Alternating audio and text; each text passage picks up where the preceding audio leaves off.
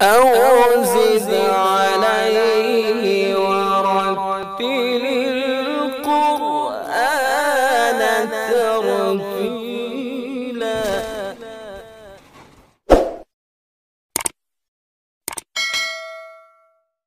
السلام علیکم ورحمۃ اللہ وبرکاتہ۔ مفتی صاحب نے کیا بھیجا ہے؟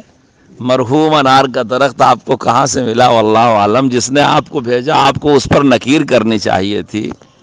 کیا اس درخت کی کیا حقیقت اور کیا حیثیت ہے؟ جس درخت کے نیچے بیعت رضوان ہوئی تھی حضرت عمر نے اس کو کٹا دیا، جس کا ذکر قرآن شریف میں ہے۔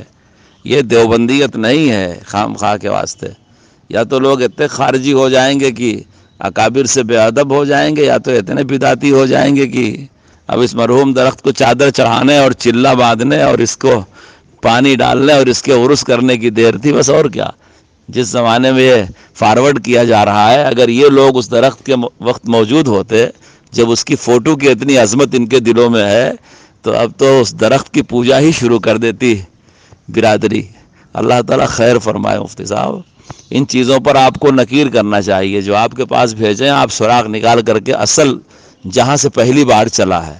دوسری ایک اور چیز ہمارے یہاں خوب چل رہی ہے، کل سے کی 30 مئی دارالعلوم کا یوم تاسیس ہے۔ ارے بھائی آپ عربی تاریخ کو یاد رکھیں، مطابقت کے لیے انگریزی یاد رکھی جاتی ہے۔ حضرت نانوتوی جو مؤسس ہیں انہوں نے کبھی یوم تاسیس کا اہتمام نہیں کیا۔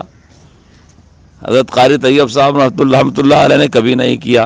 حضرت مدنی نے جن کے خون اور لہو شامل ہیں ان کو یوم تاسیس کی تقریب یاد نہیں آئی، اور آج سوشل میڈیا کے لوگ اس کو دیوبند کے سارے متعلقین پاکستان، ہندوستان، بنگلہ دیش کہاں سے یوم تاسیس کے ٹرینڈ چلا رہے ہیں۔ ایسے فضول چیزوں کے پیچھے نہیں پڑنا چاہیے، آپ کو سختی سے نکیر کرنا چاہیے اس پر۔